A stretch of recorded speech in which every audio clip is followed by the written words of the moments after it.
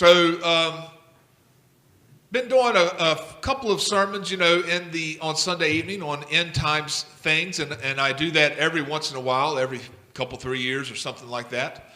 And so the past two sermons for Sunday evening have been covering Matthew chapter 24, which is Jesus speaking about the last days because his disciples asked him about the last days. There's a ton of stuff in the Bible about the last days, so it's good for us to hit it every once in a while. Pretty much all of Revelation, most of Revelation, it has to do with the last days. And so when we studied Matthew chapter 24, Revelation should line up with Matthew chapter 24 as speaking to the last days. And of course, this is something that, some people in Christianity disagree on timing and things like that on the last days, but we're going to just take a look at what the Bible has to say. We've looked at, again, Matthew chapter 24. And so Revelation tonight, I'm going to try to get through a little bit to get an understanding of how this just fits right in with Matthew chapter 24 and get an understanding. Tonight we're focusing mostly on the 7 seals of the book. That is the first part of the end times of Revelation. Which the 7 seals started in chapter 6, but John's vision starts in chapter 4. So I want to cover a little bit of chapter 4, a little bit of chapter 5, and then we'll get into chapter 6, and we'll see how this parallels and lines up with what Jesus said in Matthew chapter 24. So that's what we'll do tonight. So Revelation chapter 4, reading in verse 1. The Bible reads, "After this I looked," this is of course John, the disciple John, and it says there, "After this I looked, and behold, a door was opened in heaven, and the first voice which I heard was as it were of a trumpet talking with me, which said, Come up hither, and I will show thee the things which must be hereafter. And immediately I was in the Spirit, and behold, a throne was set in heaven, and one sat on the throne." So the first 3 chapters of the book of Revelation do not really cover end times prophecy. They cover more of what John was seeing right then.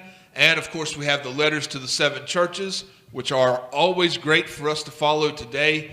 There are churches today that I've been part of churches that have hired in consultants and paid a ton of money for those consultants to tell them how their church should be run and how it should be set up, what they should be focusing on, those kinds of things.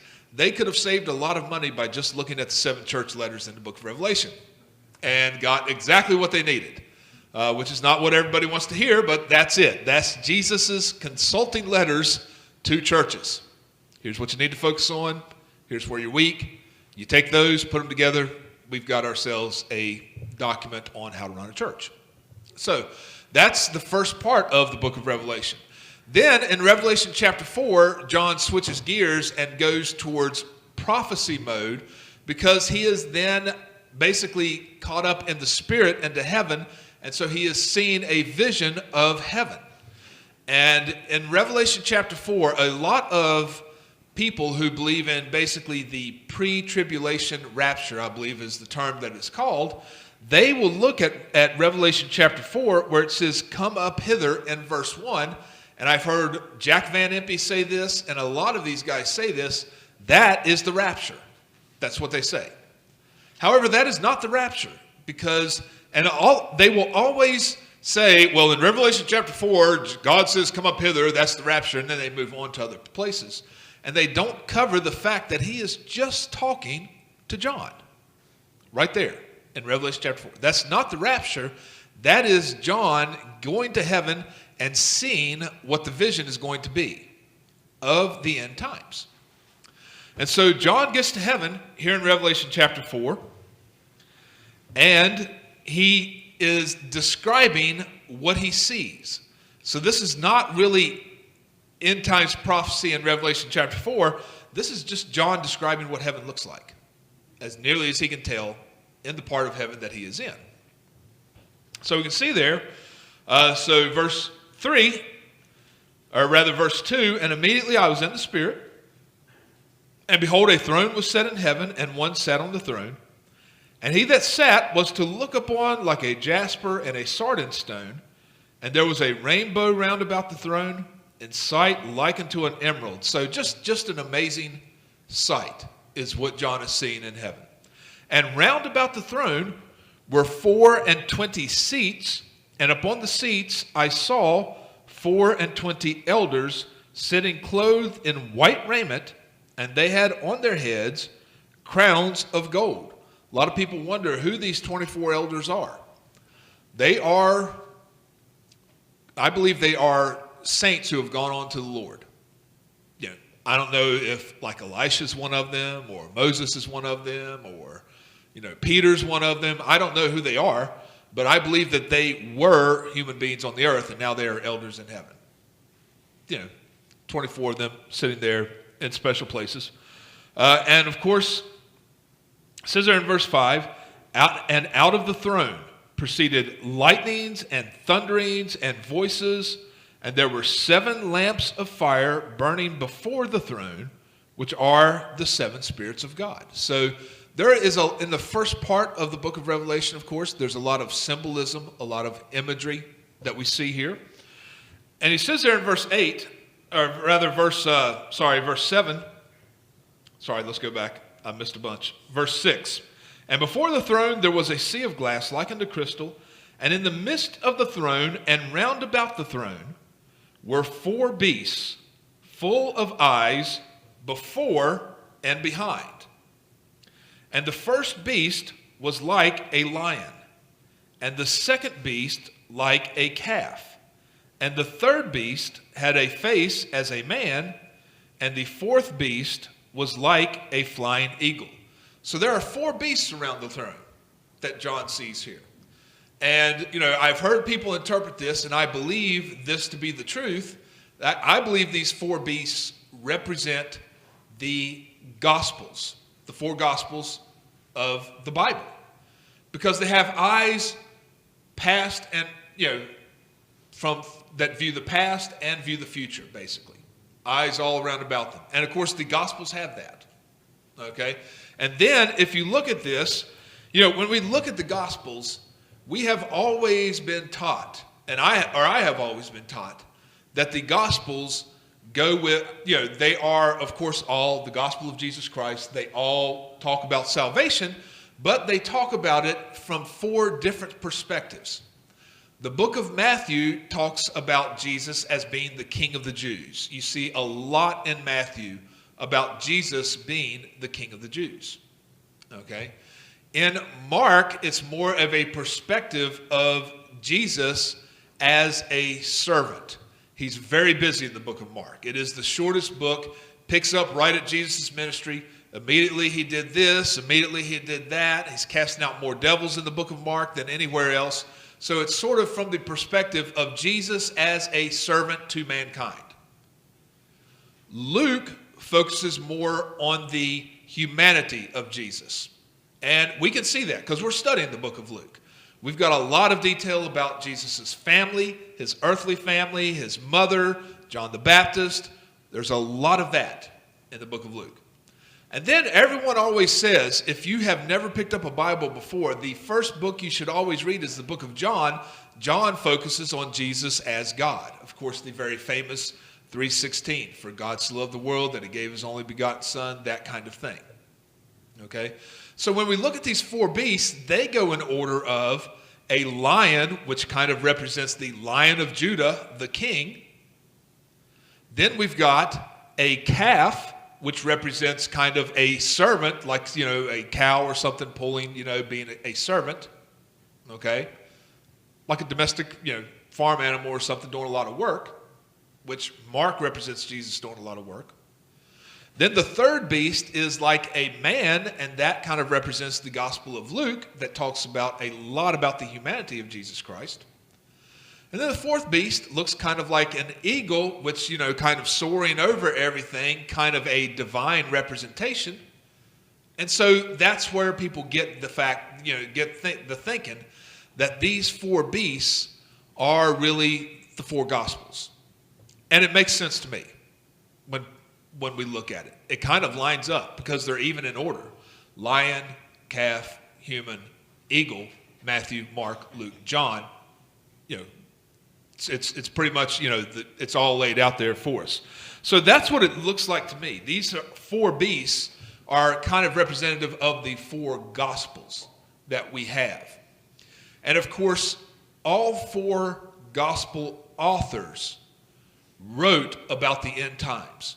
The story in Matthew 24, we also get in the book of Mark and in the book of Luke. Just a little bit shorter in both places. And it gives a little more detail, a few different details in both places. But the Olivet Discourse of Jesus on the Mount answering the end times questions is found in Matthew, Mark, and Luke. It is not found in John, and there's an obvious explanation for that. John did not need to write about the end times in the Gospel of John because he wrote a whole book about it, Revelation. So all four authors did write about the end times. It's just that John's is a little more expanded than the others, and it's in a separate book. Okay, so let's skip then to chapter 5. Okay, because I want to get through just a few chapters because we're kind of going an overview of the end times this evening, and I'll look at about maybe 4 weeks in the book of Revelation, just kind of giving us an overview. Chapter 5, John says, "And I saw in the right hand of him that sat on the throne a book written within and on the backside, sealed with 7 seals. And I saw a strong angel proclaiming with a loud voice, 'Who is worthy to open the book and to loose the seals thereof?' And no man in heaven nor in earth, neither under the earth, was able to open the book, neither to look thereon." And of course, this is John speaking, and he says, "And I wept much because no man was found worthy to open and to read the book, neither to look thereon. And one of the elders said unto me, Weep not. Behold, the Lion of the tribe of Judah, the Root of David, hath prevailed to open the book, and to loose the 7 seals thereof. And I beheld, and lo, in the midst of the throne, and of the 4 beasts, and in the midst of the elders, stood a lamb as it had been slain, having 7 horns and 7 eyes, which are the 7 spirits of God, sent forth into all the earth. And he came and took the book out of the right hand of him that sat upon the throne. And when he had taken the book, the 4 beasts and the 24 elders fell down before the Lamb, having every one of them harps and golden vials full of odors, which are the prayers of saints. And they sung a new song, saying, Thou art worthy to take the book and to open the seals thereof, for thou wast slain, and hast redeemed us to God by thy blood out of every kindred and tongue and people and nation, and hast made us unto our God kings and priests, and we shall reign on the earth. So we have a book that is presented. It is held by God the Father. Who can open the book?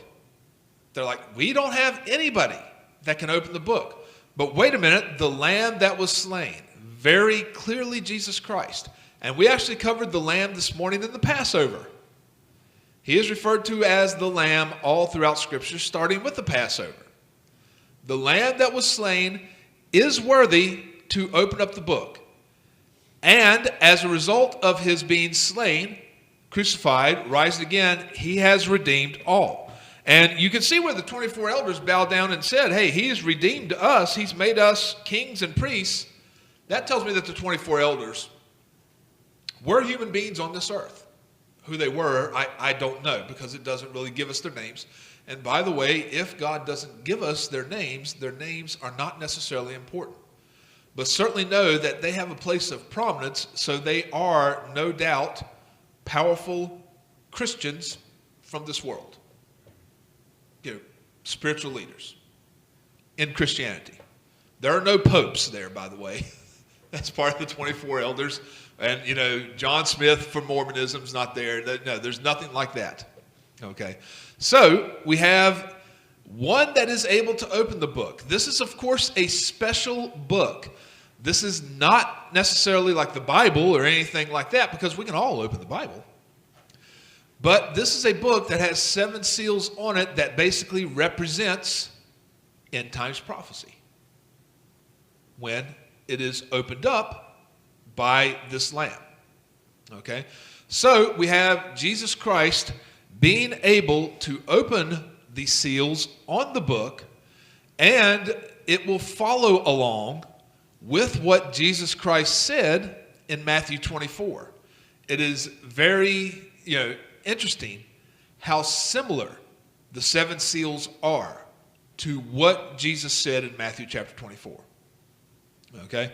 So I'm going to go back sort of to Matthew chapter 24, and you can if you want to, and I'm going to flip back and forth between these two passages as I look at this, and we'll get a little bit of an understanding.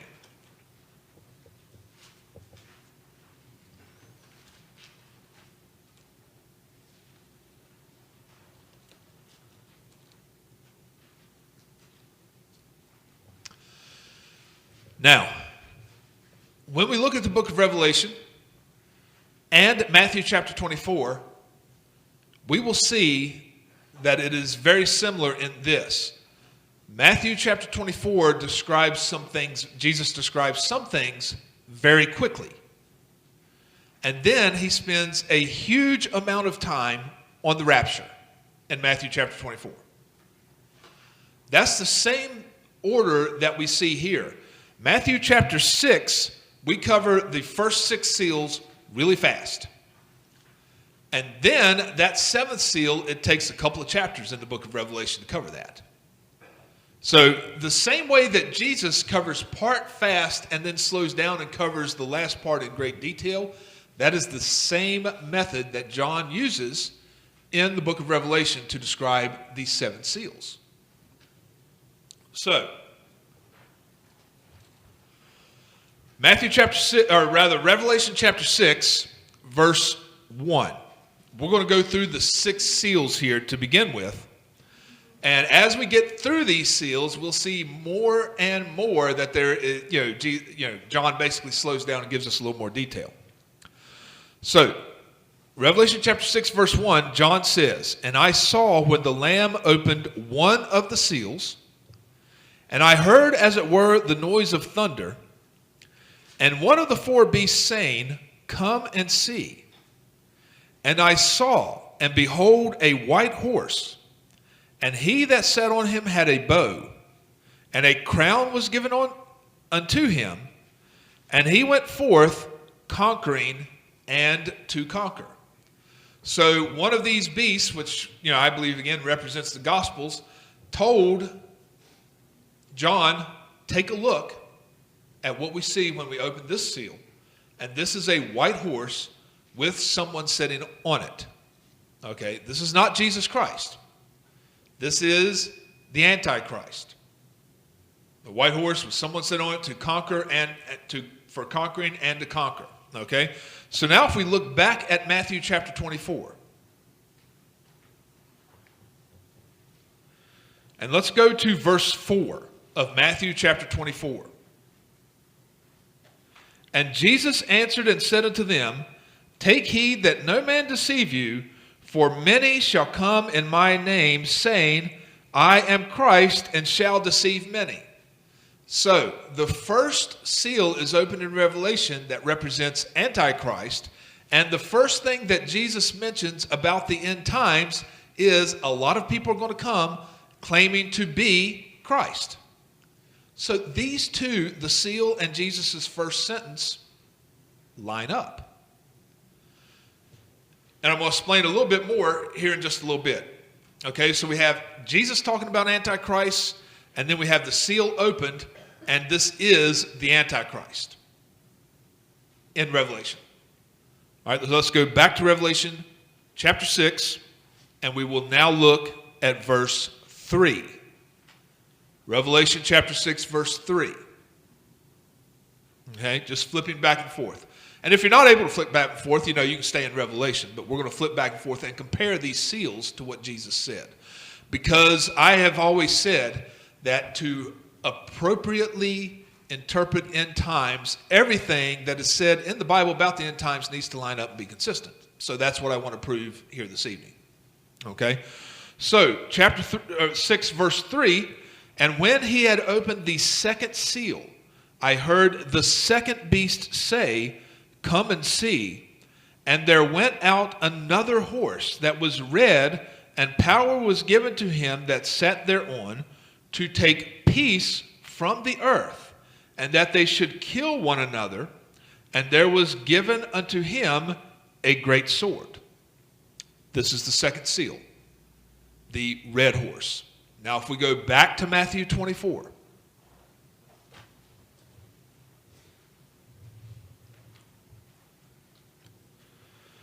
Back to Matthew 24, Jesus says in verse 6, "And ye shall hear of wars and rumors of wars. See that ye be not troubled, for all these things must come to pass, but the end is not yet, for nation shall rise against nation, and kingdom against kingdom." Okay? So there's the second seal, talking about wars and things, lines up with Jesus' second statement on the end times. Okay, now let's go back to Revelation chapter 6. The third seal. And when he had opened the third seal, in verse 5, and when he had opened the third seal, I heard the third beast say, "Come and see." And I beheld, and lo, a black horse, and he that sat on him had a pair of balances in his hand. And I heard a voice in the midst of the four beasts say, "A measure of wheat for a penny, and 3 measures of barley for a penny, and see thou hurt not the oil and wine." So in the third seal, we basically have economic difficulties. The balance, okay? So, when you see weights in the Bible, that almost always has to do with businesses weighing out things, okay? And so in this third seal, in Revelation chapter 6, a measure of wheat is going to be a penny, and 3 measures of barley for a penny. A penny in the Bible represents a day's wage. So basically a measure of wheat and 3 measures of barley, grains, things like that, loaf of bread, whatever you want to compare it to, is basically costing a lot of money, a day's wage. A loaf of bread, we complain about like the price of eggs or something, the price of eggs, or price of bread, which has gone up, recently. It's like $3 a loaf. But look, I make way more than $3 a day. There will probably come a time when loaves of bread are, $100 or whatever. And so that's what this represents. If I take it back to Matthew chapter 24, Jesus said in verse 7, "And there shall be famines." Okay, so there are going to be famines in the last days. And of course, famines cause the price of food to go up. Wars and famines, we're seeing that now. The war in Ukraine has caused the price of a lot of things to go up. Okay? So as this world gets more and more connected, problems in the world are going to cause problems for everyone. And everybody knows this. Even the people that don't believe in the Bible know this. Okay? And this is part of taking us to a one-world government. Because as our world becomes more and more connected, and some war in some obscure part of the world causes our prices to go up here, the goal then is to have no more wars. So we are going to need world peace. When we actually come to world peace, the guy that brings world peace, or that says he will bring world peace, understand that's the Antichrist. Okay? So, let's go back to Revelation chapter 6 and look at the fourth seal. Verse 7, and when he had opened the fourth seal, I heard the voice of the fourth beast say, come and see. And I looked, and behold, a pale horse. And his name that sat on him was Death, and hell followed with him. And power was given unto them over the fourth part of the earth, to kill with the sword, and with hunger, and with death, and with the beasts of the earth. So then when we go back to Matthew chapter 24, we see in verse 7, for nation shall rise against nation, and kingdom against kingdom, and there shall be famines and pestilences and earthquakes in divers places. So there's going to be a lot of deaths because of earthquakes, pestilence, which is disease, all these things. And then he says there in verse 8, all these are the beginning of sorrows. So it is my belief that Matthew chapter 24, from verse 4 to verse 8, are the same as the first four seals, which are what's referred to as the four horsemen of the apocalypse or something like that. Those first four horses. Here's the thing. Jesus said, there were no antichrists on this earth until Jesus was crucified and rose from the dead, because there wasn't a Christ yet. And then he said, I will come again. After that, there's going to start being antichrists. And as we get closer to the end times, the intensity of the antichrist claims are going to ratchet up until we have that one big one. The Antichrist. Okay? In the same way, after Jesus' death, burial, and resurrection, there have always been wars. However, all we have to do is look back at the 20th century, and we saw 2 world wars and all kinds of conflicts. Wars are gradually increasing, and the casualties from those wars are becoming more and more numerous. Here we are in 2023? That's where we're at, right? 2023, and we've got another war. Russia and Ukraine. And there's a lot of concern about China. And, look, we try, but there will be more and more intensity of wars and conflict as we get closer and closer to the end times.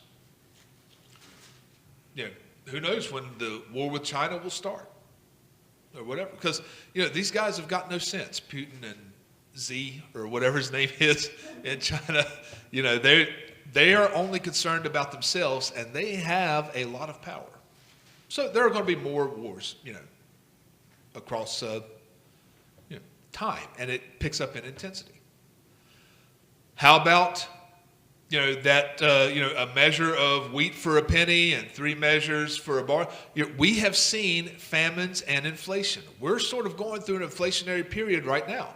I read an article today about in the United States of America, more and more people are now defaulting on car loans because the average price of a car in 2023, get this, is just a little under $50,000. 50 years ago, a brand new car was $4,000. And certainly the prices have risen faster than people's wages. Okay? So because, people were like, oh, $4,000 is a lot of money. But, 50 years ago, maybe the average, middle class person made about $25,000 a year or something like that. So that's like, that's about a fourth of their pay. But in order for new cars now to be like right around $50,000, the average person in the United States of America then in the middle class, to keep up with that, should be making around $200,000 to $250,000 a year. And that is not happening, right? So the prices of things are going up faster than salaries. Even then also, there have been times in our past, and there are times right now, where people are having to work all day just to get food for that day. You think about 1930s Germany. I've read about 1930s Germany. people would take money and put it in a wheelbarrow to take to the store to get food for that day. And they needed to hurry up and get there because by the end of that day, the prices had increased. So that's super mega, inflation that we really haven't seen. But those instances are going to increase, you see, as the end times get here. Same thing with earthquakes, with storms and things like that. I've seen, more weather volatility here recently than I've seen in the past. And I don't attribute that to global warming. I just attribute it to things getting more and more intense. So in other words, I believe that when these seals were opened, the white horse represents Antichrist from the time of Jesus to the time of the Antichrist, but it just ratchets up in intensity for each one of these horses. These horses opened, and these things have all been, as Jesus said in Matthew 24, but they are the beginning of sorrows. And so we go through those 4 seals very quickly, and Jesus covered that part very quickly in his end times document in Matthew 24. So then we look at the 5th seal in Revelation, which is verse 9. And when he had opened the 5th seal, I saw under the altar the souls of them that were slain for the word of God and for the testimony which they held, and they cried with a loud voice, saying, How long, O Lord, holy and true, dost thou not judge and avenge our blood on them that dwell on the earth? And white robes were given unto every one of them, and it was said unto them that they should rest yet for a little season until their fellow servants also, and their brethren that should be killed as they were, should be fulfilled. So when the 5th seal is opened, we see the souls of those who have been martyred under the altar saying, how much longer is it going to be? Basically. And they are given white robes, but they don't put the white robes on yet because they do not have their heavenly bodies. And they're said, wait just a little while. Now, if I go back to Matthew chapter 24, and I read after verse 8, Jesus says, after the beginning of sorrows, he said, Then shall they deliver you up to be afflicted, and shall kill you, and ye shall be hated of all nations for my name's sake. So basically he says after these first 4 things, then there's going to be a lot of persecution of Christians. And that's what we see in the same order here in Revelation with the 5th seal, talking about, hey, wait until everybody that's going to be killed is killed. And again, there have always been people who were killed for their Christian faith. In 2023, there are people that will be killed for their Christian faith. We just don't see it living here in, the isolated paradise that is the United States of America. But, people in North Korea, people in China, people in Iran, whatever, there are always people that are being killed for their Christian faith. That is going to ratchet up in intensity as we get to the end times. It will affect us. It will affect Europe. It will affect Canada, supposed civilized areas. Okay? So then we see in verse 12 that the 6th seal is opened. It says there in verse 12, And I beheld when he had opened the 6th seal, and lo, there was a great earthquake, and the sun became black as sackcloth of hair, and the moon became as blood, and the stars of heaven fell into the earth, even as a fig tree casteth her untimely figs when she is shaken of a mighty wind. And the heaven departed as a scroll when it is rolled together, and every mountain and island were moved out of their places. And the kings of the earth, and the great men, and the rich men, and the chief captains, and the mighty men, and every bondman, and every free man, hid themselves in the dens and in the rocks of the mountains, and said to the mountains and rocks, Fall on us, and hide us from the face of him that sitteth on the throne, and from the wrath of the Lamb. For the great day of his wrath is come, and who shall be able to stand? Now the Bible tells us in Matthew chapter 24 that Jesus talked about the abomination of desolation. And he said after the abomination of desolation, things are going to get real hairy real quick. When you see that, know that the time of these wars, famines, pestilences, all those things is going to really ratchet up. It's great tribulation, such as the world has never seen. but it's going to be shortened days, because if it weren't shortened, there would be nobody left. But it's going to be shortened days. So from the abomination of desolation, which basically is in these first 5 seals, to the rapture, which is in the 6th seal, there's going to be just a short time of intense killing of saints, things like that. Basically, you could put the 5th seal in that area, the abomination of desolation. Then, in Matthew chapter 24, it talks about the day of the Lord, where 2's in a field, 1's taken, the other 1's left, all that kind of stuff. And he spends a lot of time talking on that. And here in the 6th seal, clearly this is when Jesus is going to come again. Okay, so the 6th seal signals the beginning of Jesus coming again, but in this 6th seal, as it's opened, and Jesus is getting ready to come in the clouds, as part of the 6th seal from Revelation chapter 6, verses 12 through 17, he has not done that yet. Okay? But he's going to do it as part of that 6th seal. So you can see how very closely aligned it is with Matthew 24, because Jesus goes through basically the first 5 seals pretty quickly. And then there's like 50-some verses in Matthew 24. He spends a lot of time on the abomination, desolation, the rapture, and that kind of stuff. Same thing with John. Because the 7th seal is not going to be open for a couple more chapters. Things have to happen first.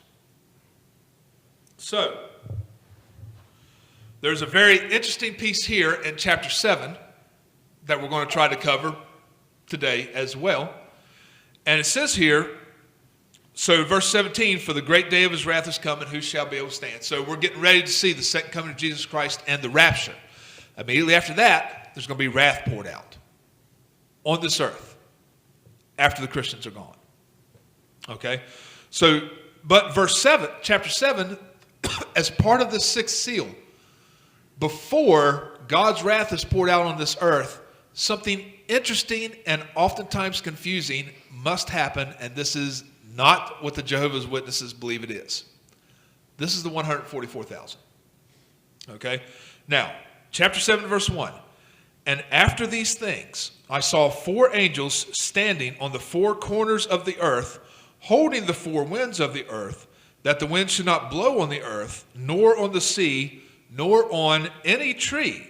And I saw another angel ascending from the east, having the seal of the living God, and he cried with a loud voice to the 4 angels, to whom it was given to hurt the earth and the sea, saying, hurt not the earth, neither the sea, nor the trees, till we have sealed the servants of God in their foreheads. And I heard the number of them which were sealed. And there were sealed 144,000 of all the tribes of the children of Israel. This is very interesting, the 144,000. I'm going to give you my take on it. I don't completely fully understand the 144,000. I do find that there are some interesting things about it. Here's what I'm going to show you. Because these 144,000, there are limitations to them. We'll see that in another part of Revelation when we get more details on them. Okay? There are certain qualifications that you have to be one of the 144,000. Number 1, you have to be a man. Number 2, you have to be a virgin man. Number 3, you are saved. Number 4, you belong to an actual tribe of Israel. These are what I believe are the qualifications for the 144,000. And we see these in Scripture. A man, a virgin, part of the 12 tribes of Israel, and I'm going to show you why I believe that here in just a little bit, and saved. Okay? It's pretty interesting here. So, verse 5. Of the tribe of Judah were sealed 12,000. Okay, so Judah, there's one tribe. Of the tribe of Reuben were sealed 12,000. Of the tribe of Gad were sealed 12,000. Of the tribe of Asher were sealed 12,000. Of the tribe of Naphtali were sealed 12,000. Of the tribe of Manasseh were sealed 12,000. Of the tribe of Simeon were sealed 12,000. Of the tribe of Levi were sealed 12,000. Of the tribe of Issachar were sealed 12,000. Of the tribe of Zebulun were sealed 12,000. Of the tribe of Joseph were sealed 12,000. And of the tribe of Benjamin were sealed 12,000. If you know the history of the 12 tribes of Israel, you will know that there are more than 12 tribes in Israel. There are 13 tribes. There are 12 tribes that received land, and the tribe of Levi were the priestly tribe. They did not receive land. So when the Bible refers to the 12 tribes of Israel, oftentimes it referred to the 12 tribes who received land. Because there were 12 sons of Jacob, right? However, Joseph got a double portion, Manasseh and Ephraim. And in this 12 tribe list, we have Manasseh and Joseph. Okay? That means that there is a tribe missing from this 12 tribe list. The tribe that is missing is the tribe of Dan. There are no 12,000 from the tribe of Dan. Why is that? Well, it could possibly be that if you study the book of Judges, you will find that the tribe of Dan is the first of the tribes of Israel that went into idolatry. They did it in the book of Judges. And they were the last tribe to go out and find land. And by the time they got out there to find land in the promised land, they had to wind up in the far north. I believe that it is possible that there were not 12,000 who met the qualifications in the tribe of Dan, and so that tribe is not listed here. Because after basically Israel was captured by the Syrians and dispersed all throughout, there was no tribe of Reuben. There was no tribe of Gad. But here we have them listed. So I believe that during the existence of the tribe of Reuben, God chose 12,000 men who were believers. They're in heaven that meet the qualifications. And then, here's my belief, and again, people believe something differently. After the rapture of us, there are going to be billions of people still on this earth. Even if during this great tribulation of the end times before the rapture, a fourth of people are wiped out, when Christians leave, there are still going to be billions of people. I believe that as part of us going up, the 144,000 may come to this earth from God, servants of God, with the seal in their forehead, so that all of the wrath that God pours out on this earth does not harm them, because they are going to basically be God's representatives on this earth during the time of his wrath being poured out. This is my belief. Because he won't have the representation of Christians because we'll all be gone. And, the Bible sort of, implies that there will be people saved during that time. How can they hear without a preacher? There's got to be a preacher. So you've got the two witnesses, but I believe you'll have 144,000 spread out throughout the earth. From the original 12 tribes of Israel, who have been in heaven all this time, they have been selected to meet the qualifications. They are going to be sealed.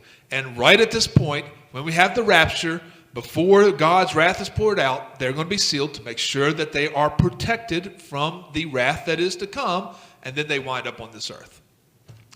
I could be wrong, but that's as near as I could. It makes the most sense to me for that. A lot of people are confused about the 144,000 because not a lot of stuff is clear about them. But the big reason it's not 100% clear to us is because we're not going to be here. So do we really need to know? Well, it's an interesting thing to know. So I find it interesting that Dan is not mentioned, yet Dan is mentioned a lot in the book of Judges as being really the first tribe to just completely go astray. That tells me that there may not be 12,000 Christians who were virgins, who were men, in the tribe during its existence. Couldn't find them. But you could find it. You could reasonably say, hey, over the course of 100 years, several hundred years, we could find that many in the tribe of Reuben, or Judah, or Benjamin. Tribes that stayed with the kingdom of Israel throughout its history and were part of revivals and things like that. Certainly you could see that. So that's what I believe there. So let's try to get through chapter 7, and then we'll go to chapter 8 next week, because chapter 8 is all about the seventh seal, which is God's wrath being poured out on this earth, and there's a lot to cover in it. So we go through 6 seals very fast, and then he spends a lot of time on the seventh seal. Okay? So chapter 7, verse 9, after this I beheld, and lo, a great multitude, so after this, after the sealing of the 144,000, okay, after the sixth seal was opened and, the heavens are rolled back and all sorts of things there.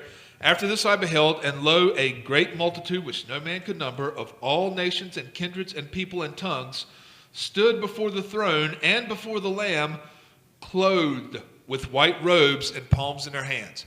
Now they have bodies, you see, to put the robes on. They didn't before. Now they do. And cried with a loud voice, saying, Salvation to our God, which sitteth upon the throne, and unto the Lamb. And all the angels stood round about the throne and about the elders and the 4 beasts, and fell before the throne on their faces and worshiped God, saying, Amen, blessing and glory and wisdom and thanksgiving and honor and power and might be unto our God forever and ever. And one of the elders answered, saying unto me, What are these which are arrayed in white robes, and whence came they? And I said unto him, Sir, thou knowest. And he said to me, These are they which came out of great tribulation, and have washed their robes, and made them white in the blood of the Lamb. Therefore are they before the throne of God, and serve him day and night in his temple, and he that sitteth on the throne shall dwell among them. They shall hunger no more, neither thirst any more, neither shall the sun light on them, nor any heat. For the Lamb which is in the midst of the throne shall feed them, and shall lead them unto living fountains of water, and God shall wipe away all tears from their eyes. These are people that have now gotten bodies and white robes after the rapture. Because as part of the rapture, we're changed in a moment, twinkling of an eye. We get those bodies that have those white robes. So now we've had the 4 horsemen show up. We've had the 144,000 be sealed. We've had the rapture. Now all that's left on the earth are unsaved people. And possibly the 144,000 that come to the earth to minister. Okay? Now the 7th seal is all about God's wrath. And if we study the book of Matthew, chapter 24, we know that the period between the rapture and God's wrath being poured out is a half an hour. So a half hour after the rapture, basically, once the rapture happens, the people on this earth have 30 minutes. A literal 30 minutes, I believe. And then God's wrath will begin to be poured out on this earth for quite a long time. Several years. Like 3.5 years, something like that. So that's where we'll pick up next week, the 7th seal in the book of Revelation. If you study Matthew chapter 24 and the book of Revelation, I believe Matthew chapter 24, Jesus kind of ends where Revelation chapter 11 ends. And then chapter 12, John is kind of run through the end times again with some different information. And from 12 to Revelation 22, what we will find is that we go past the rapture all the way to the millennial reign and all that kind of stuff towards the end. So he kind of gives him a little more. and wraps it up there. But it kind of repeats the same stuff, just giving a little more detail from Revelation chapter 12 on. You can actually break Revelation into two halves, say 4 to 11 end times, and then 12 to 22 end times, and there's some overlap between the two when you look at it. So those are the first 6 seals. We'll look at the 7th seal next Sunday. Let's have a word of prayer. Dear Heavenly Father, I thank you for this day. I thank you for your many blessings to us.